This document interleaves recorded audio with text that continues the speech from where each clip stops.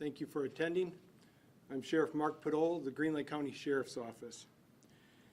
And I've called this press conference to give you the update to the community on the search of our missing kayaker, Ryan Borgwardt. And from now on, I'll reference him as Ryan. Before we get started, I just want to introduce my partners in this. We have the FBI, our Detective Bureau, DCI, Bruce's Legacy, and the Brown County Sheriff's Office. I'm going to start from the beginning. On August 12th, 2024, at 5:32 p.m., our office received a call from the Dodge County Sheriff's Office in reference to a subject that did not return home that evening, and the last known location he was Green Lake. Deputies headed that way, checked areas around the lake, and found Ryan's vehicle along with his trailer parked in the area of Dodge Memorial Park. And that's the western southern part of our county on our lake. We immediately deployed our boat, and at 6:31, two of our deputies found a capsized kayak in the western part of the lake in the area of the 220-foot depth of water. The last contact with the phone and with Ryan was around 10:45, and when we first got it was around 6 o'clock the next morning. I immediately called my partners through the DNR and requested boats. The reason why I called the DNR is because they got a rapid response, and working closely with them, I knew that they would give me the resources that I needed. My second call was to Bruce's Legacy. Bruce's Legacy has helped us in the past with drownings that we've had on our lake, and the reason why is because of the depth of our lake. Our lake is 238 feet, the largest inland lake in Wisconsin. We assembled around, it was around 8:30 that Monday morning to get our plan in place as to what we were going to do. As you can see in the screen behind me, shows the location of data guides that guided our search. There was a number of pings that we got from the phone that Ryan had contact with his wife, and that would have been Sunday evening. And the last one, where it shows you on there, it says last ping, that was one where he told her that he was going to be turning around and heading towards shore soon. We then got another ping around 11:50-ish, and that was just the last ping that we got on the phone. So we started to search that area extensively, our patrol boats, the DNRs, and we continued to do that. And at 1:15 p.m. that Monday, Bruce's Legacy arrived. Our plan was to put him into the deeper end with his sonar, and that he would search that. We use side sonar in the DNR boat, in our boat, to do the shallower part of the lake. We concluded that time, and our game plan was to start again on Tuesday, and that's what we did. At 6:30, we regrouped, and we started our search. The DNR, our search crew, along with Bruce's Legacy. At around 9:30-ish, there were some boaters out there, and one boat with two fishermen on were casting along the bottom of the lake, and they come up with a fishing rod. That fishing rod was taken as evidence, photographed, and was identified by the wife of the victim. So we continued to search, figuring that could have been a point of interest. And at 3:45 that same day, Tuesday, we found, someone called and said that they found a tackle box. The stuff inside that tackle box had a wallet and keys and a license belonging to Ryan. We continued to search that day, and we continued to search the rest of the week with our resources. We got into a couple weeks, and it was on August 24th when we decided that we were going to bring in 3 cadaver dogs, which we did, and also we brought in a dive team, 2 divers, very experienced and willing to assist us.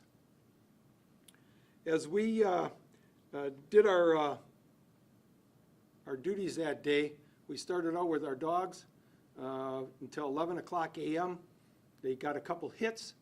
The divers went in. These divers have dove into Green Lake, and they dove in on the east end quite a few times and felt that there was not going to be any problem. The one thing that they didn't realize, and they found out Saturday night, was it was very murky on the west side. So they come up. They didn't come up with anything other than these 2 divers were dedicated to our department, and we're going to make sure that they were coming back the next day to do a different plan and dive. They came back that Sunday at 7 o'clock a.m. We had our plan in place. And the one thing that they made sure to me that they said, Sheriff, I can guarantee you when we come up, that body of water that we covered, he's not going to be there if we can't find him. They're guaranteed that they're going to cover that. So they did. They come up, and there was nothing we could find. So we continued our search throughout, and it continued through 54 days. I think it was 8 weeks. And during that time, it was unbelievable the amount of support that our community gave my department. It was unbelievable. From food to gift cards for Bruce's legacy to a thank you, and they were proud of us. They were proud that we were not giving up, and we were not. We continued, and on October 4th, which was a Friday, I met with Keith from Bruce's Legacy. And he said to me, he said, Sheriff, he says, I've done a lot of searches, and I can't find him. He said, we searched and we searched. And if you see that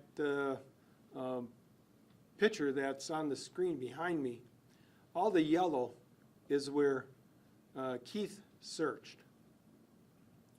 That was every spot of that western water of our lake. With that being said, he also told me that, Sheriff, don't worry. I'm not giving up. He called the company and was asking for another piece of equipment, a top-notch sonar, and it was a new one, but it's going to be a couple weeks out. So October 7th, I got my crew together, my 3 detectives and my chief deputy and myself. We met and we talked, and we said we got to go a different direction.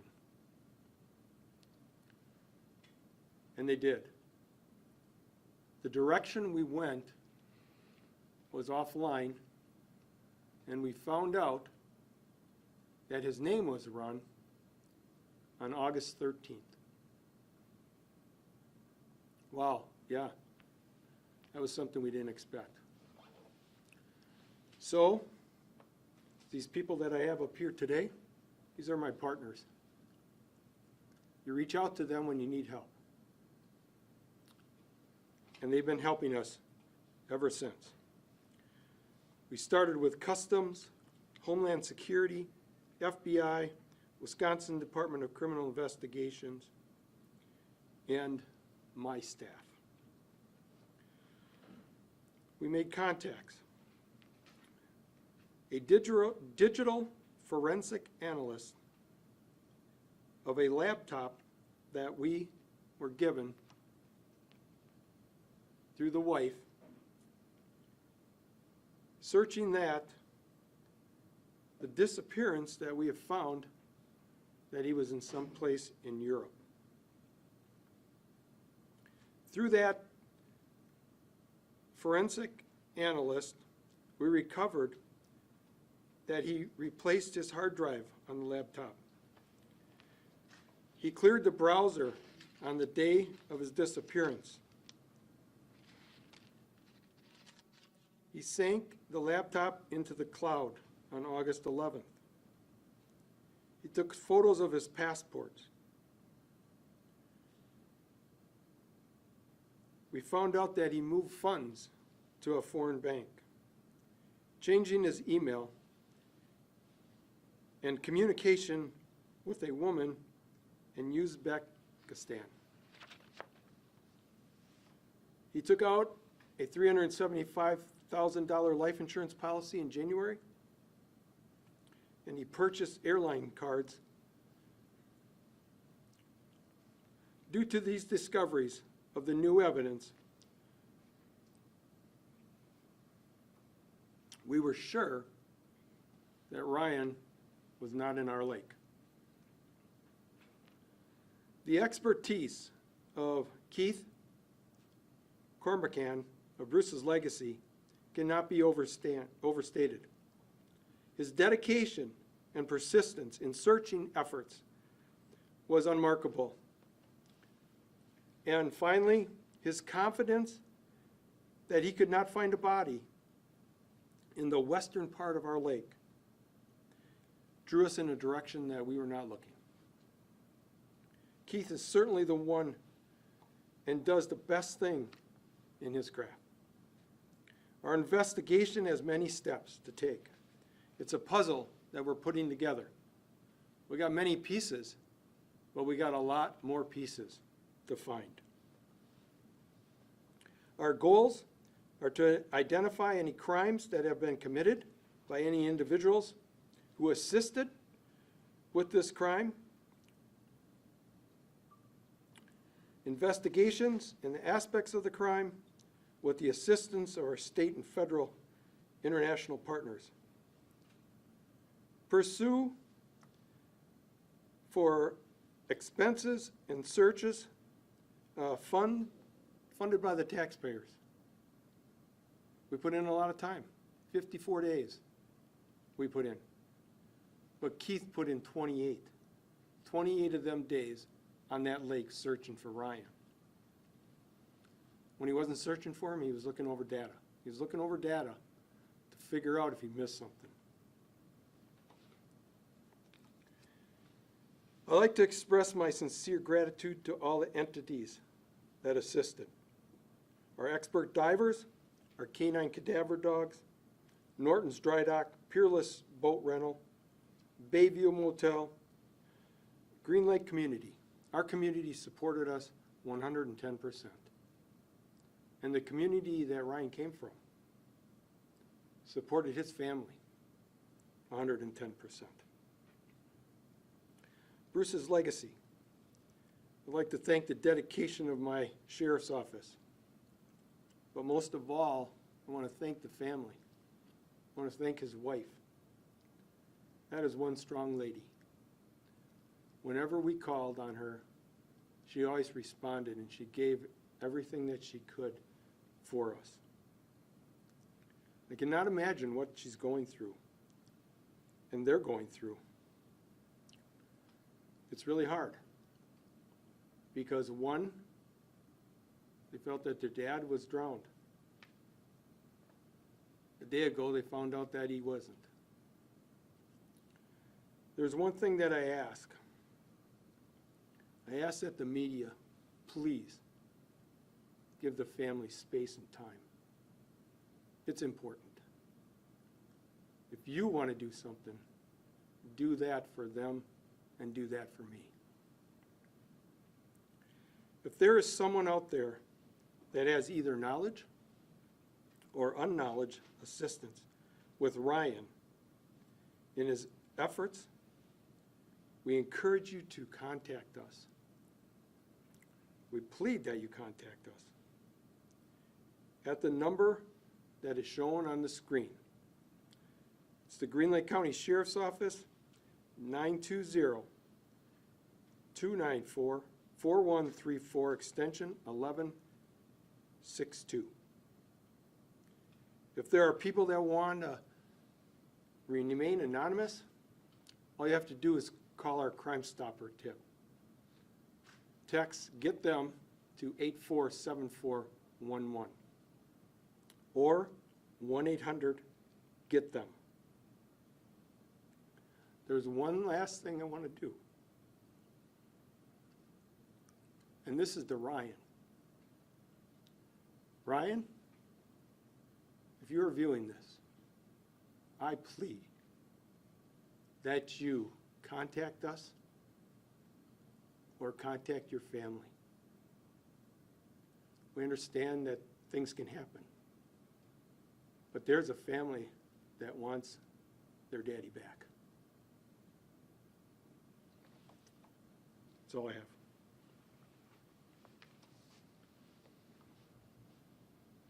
Are you able to talk about what charges might be brought against him, or is it too early for that? It's too early.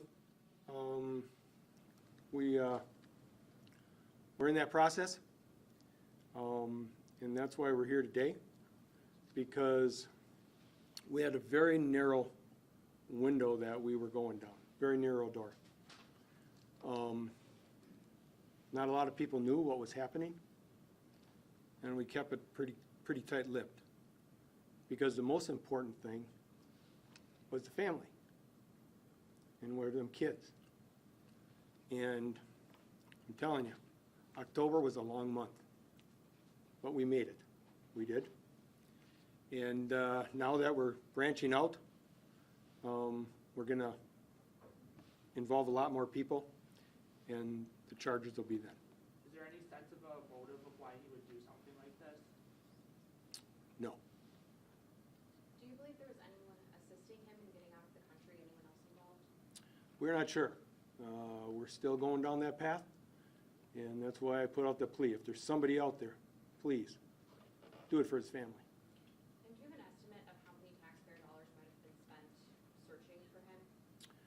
No, I don't. We got a total tally, I should say, we put together. But the one thing about our county, you worry about money.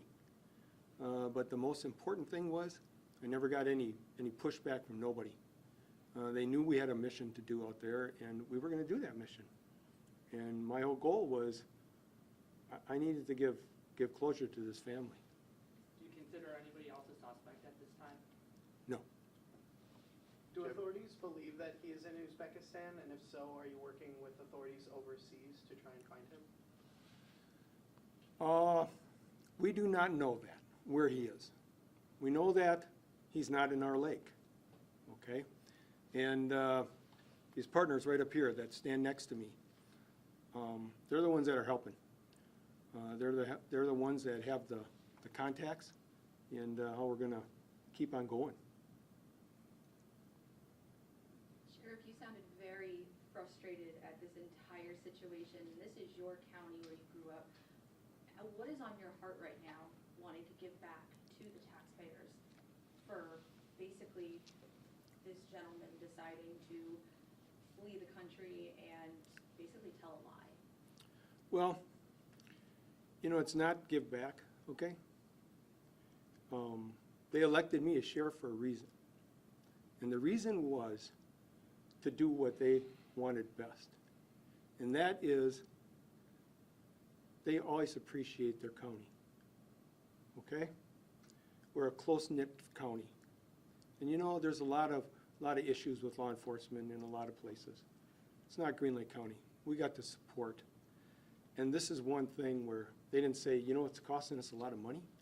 They say, Sheriff, we appreciate what your department's doing, and we're proud of you.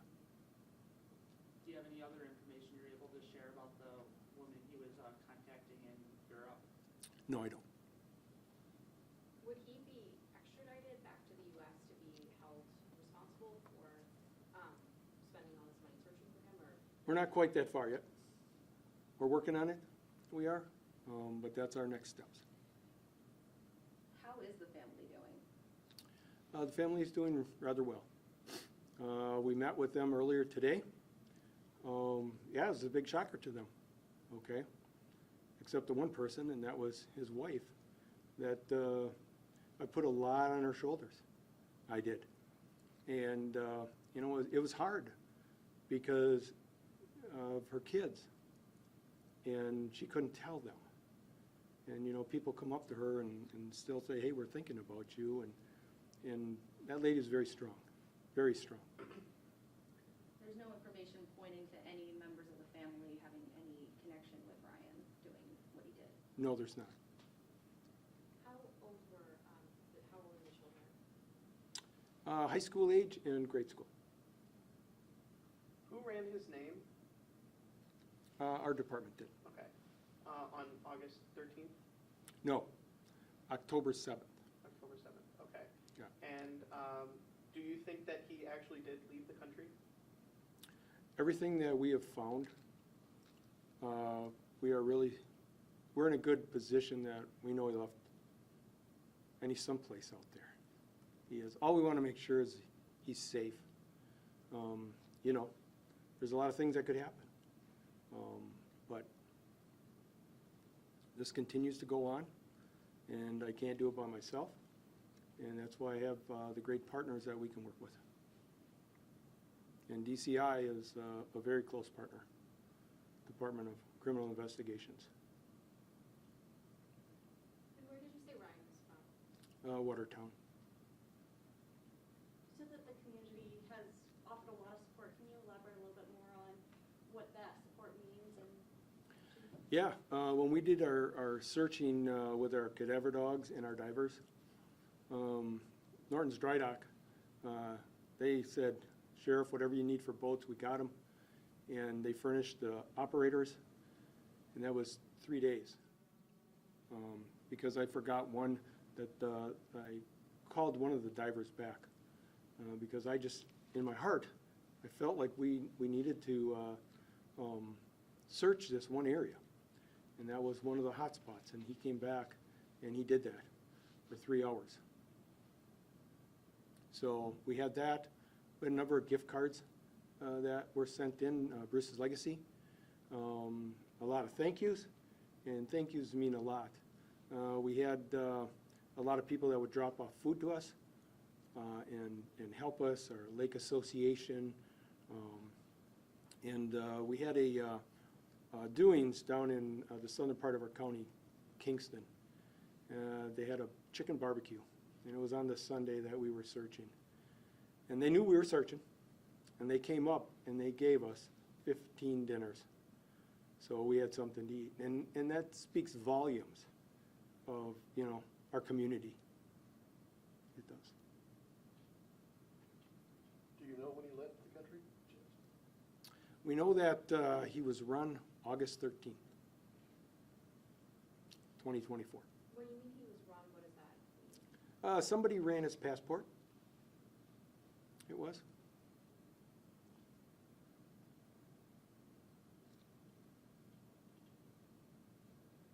Do we have anything else? If not, thank you for coming, and that's it.